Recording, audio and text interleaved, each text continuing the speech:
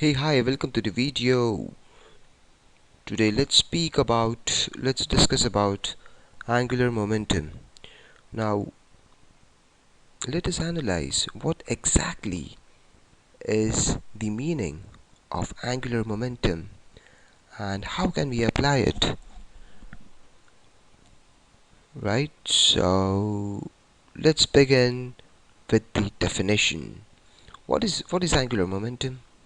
Now, you would say angular momentum is the cross product, right? It's the cross product of the position vector r. Now r is the radius, right? So basically it is the distance of the object to the axis about which it is rotating, times cross product of position vector times the linear velocity. Now what is the linear velocity? Linear momentum, linear momentum. What is the linear momentum? We know that the linear momentum of any object is nothing but its mass times its linear velocity.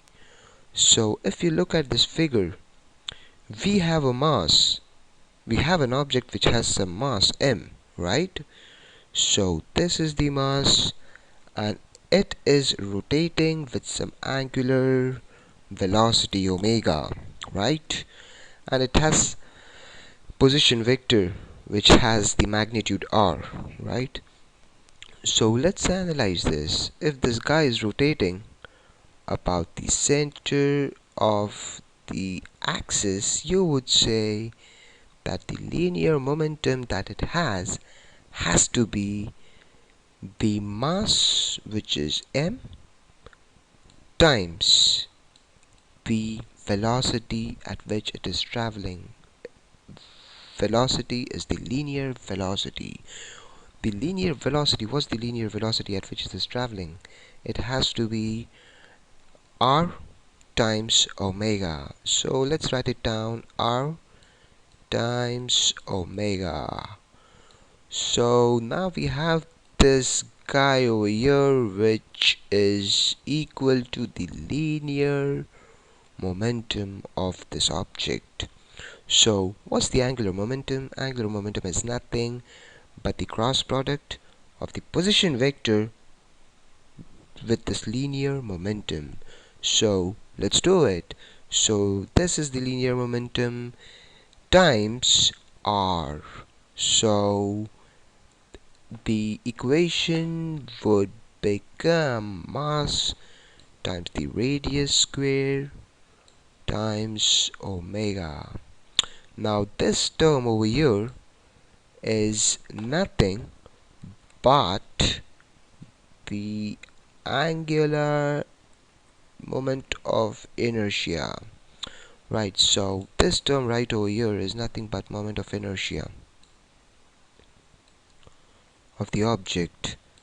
So our equation becomes, the angular momentum becomes I, which is the mass moment of inertia, times the angular velocity omega.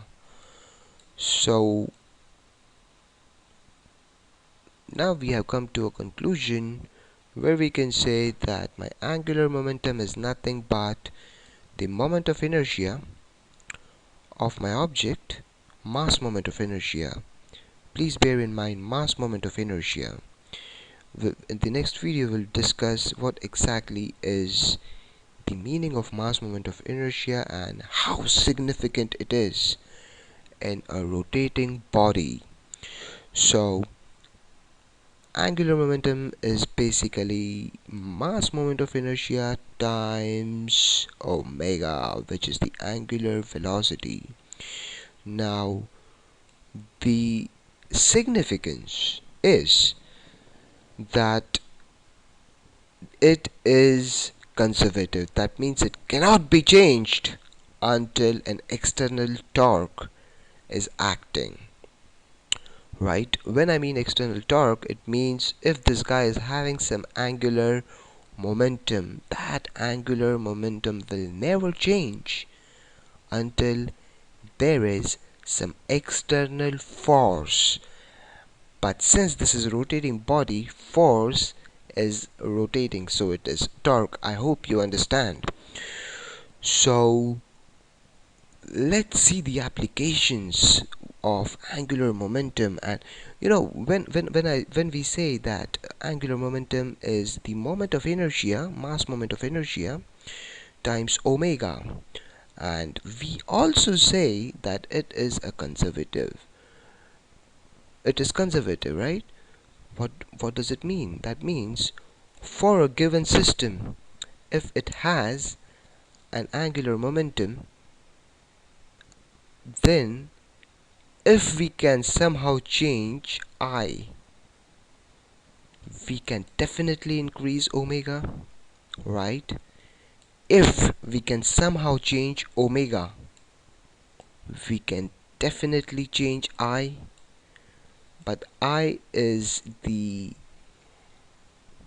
object's mass moment of inertia, which is extremely difficult to change, but yes, it is possible to change by changing the geometry. So let's see this figure and try to analyze what exactly is happening. So just see this figure, right? This girl, right? If you can see, she has pulled back her arms inside. The reason is that what she is trying to do is she's trying to decrease the moment of inertia by changing the geometry of her body.